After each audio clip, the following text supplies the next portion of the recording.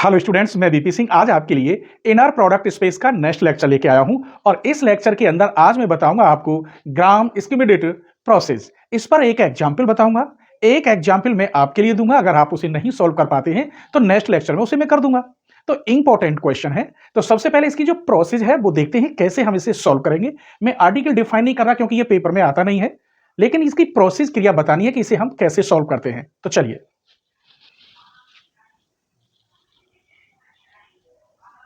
Gram schematic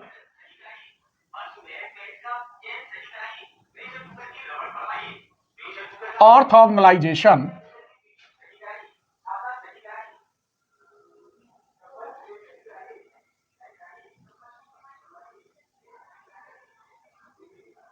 process to numerical problem.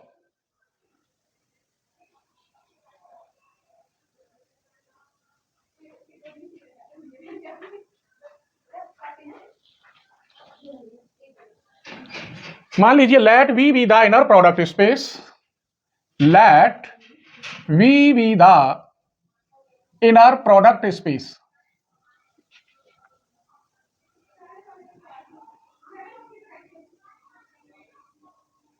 Inner product space and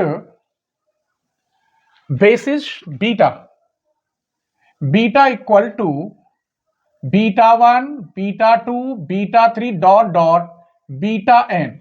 ये एक finite dimension inner product होता है और बेसिस होते हैं इसमें, जिसको हम ग्राम स्कीमेटिक कहते हैं। ठीक है, तो basis B a given basis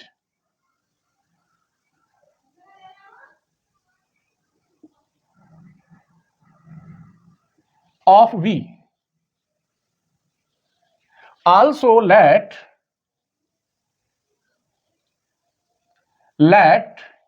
alpha 1, alpha 2, alpha 3 dot dot alpha n be an orthogonal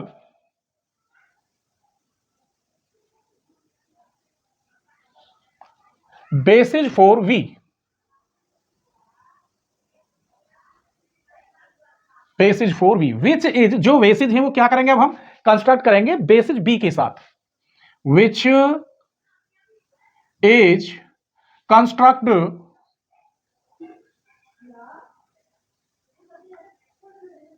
from the basis B.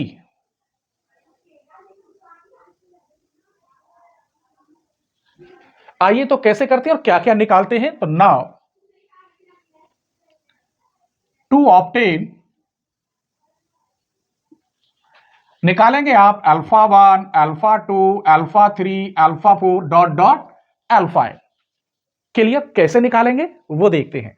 That is, अगर हमें अल्फा 1 निकालना हो तो ये होता है बीटा 1 अपॉन बीटा 1 का नॉर्म, और नॉर्म आप जानते हैं वेयर नॉर्म ऑफ बीटा को हमने ऐसे बताया था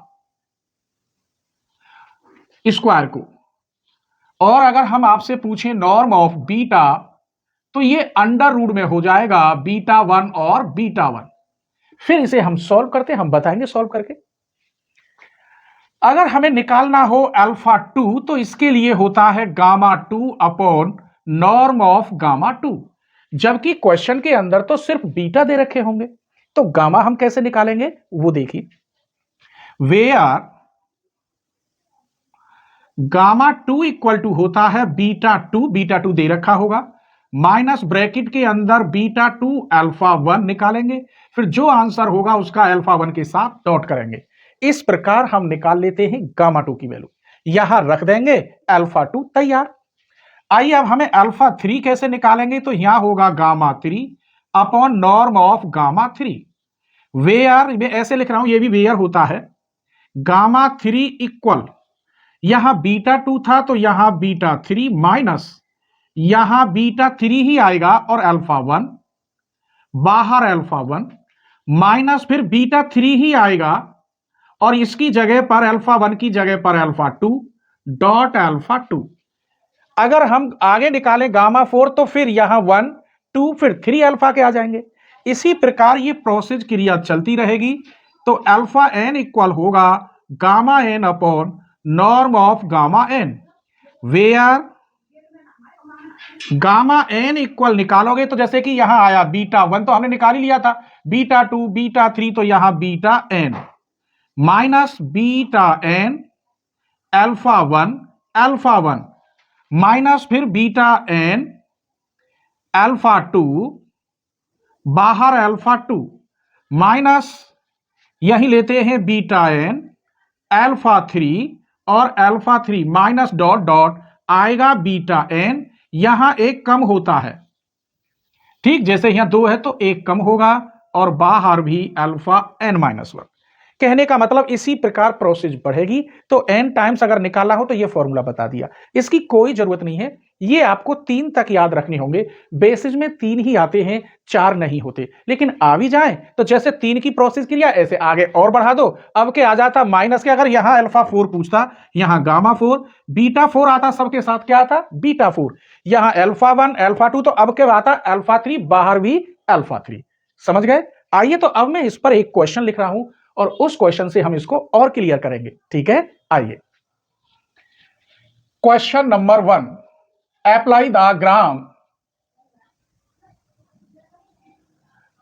the gram skimmed process to the vectors क्या है? Beta 1 equal 1 0 1, beta 2 equal 1 0 minus 1, beta 3 equal 0 3 4। To obtain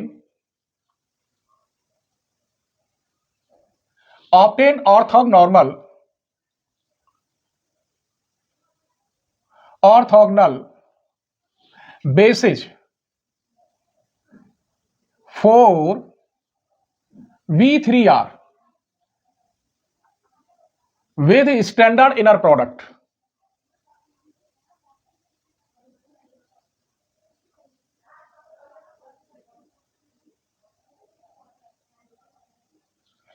तो यहां हमें बेसिस दे रखे हैं।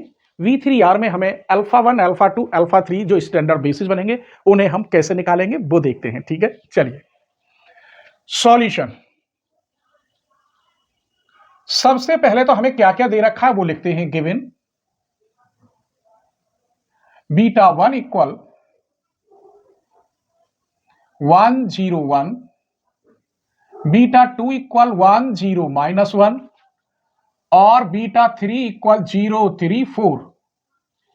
अब हम इनके नॉर्म निकाल लेते हैं। पहले नॉर्म कैसे निकालेंगे?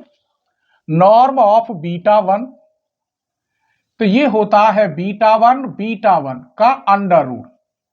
अब लीनियरिटी का मतलब है इसका 1 का 1 के साथ मल्टीपल, 0 का 0 के साथ और फिर 1 का 1 के साथ, 1 का वर्ग प्लस 0 का वर्ग प्लस 1 का वर्ग, ये टोटल हो गया अंडर रूट 2। इसका मतलब ये हुआ norm of beta 1 equal to हमें मिला अंडर रूट 2। फॉर्मूला हमारे पास मिल गया। Let alpha 1 equal to beta 1 upon norm of beta 1। पहले इसकी वैल्यू लगाएंगे तो ये 1 अपॉन अंडर रूट 2, बीटा 1 की वैल्यू लगाएंगे 1 0 1। इसका मतलब अल्फा 1 इसमें मल्टीप्लाई करोगे 1 अपॉन अंडर रूट 2, फिर 0 इसमें करोगे 1 अपॉन अंडर रूट 2। हमारे पास एक बेसिस तो मिल गया अल्फा 1। अब हमें अल्फा 2 निकालना है। आइए, we have alpha 2 equal to gamma 2 upon norm of gamma 2। अब गामा 2 क्या होता है? वो ये रहा, where gamma 2 equal to beta 2 minus beta 2 alpha 1 और डॉट बाहर अल्फा 1। इस हिस्से को पहले सॉल्व कर लेते हैं। बीटा 2 तो हमें पता है, ये रहा। चलिए, सबसे पहले इसको सॉल्व करते हैं। बीटा 2 और अल्फा 1।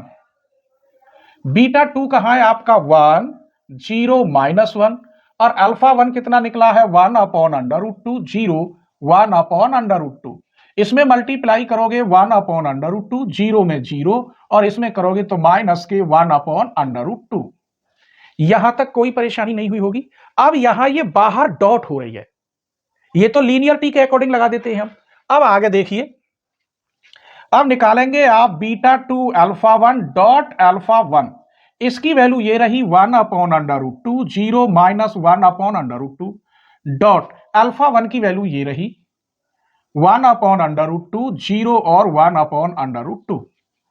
करिए इसकी मल्टीप्लाई इसमें करोगे 1/2, अब प्लस का साइन आएगा, 0 की 0 में करोगे और इसकी इसमें करोगे -1/2, ये ऑलरेडी कट गया, इसका मान आ गया 0।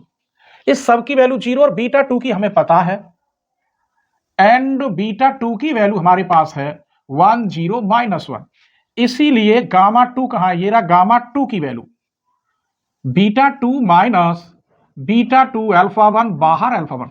ध्यान रखना ये बाहर ब्रैकेट का एक डॉट है, जैसे वेक्टर में आई की डॉट आई के साथ, जे की डॉट जे के साथ, के की डॉट के, यहां उन्हें दर्शाते नहीं है, रिप्रेजेंट नहीं करते, यहां ये भी वेक्टर ही पढ़ा रहा हूं, तो ये नहीं है कि आप इसकी डॉट इसमें करें इसमें करें, ऐसे नहीं। क्लियर, ध्यान रखोगे, ये आई जे के दूसरे में कर दोगे तो तुरंत 0 हो जाएगा।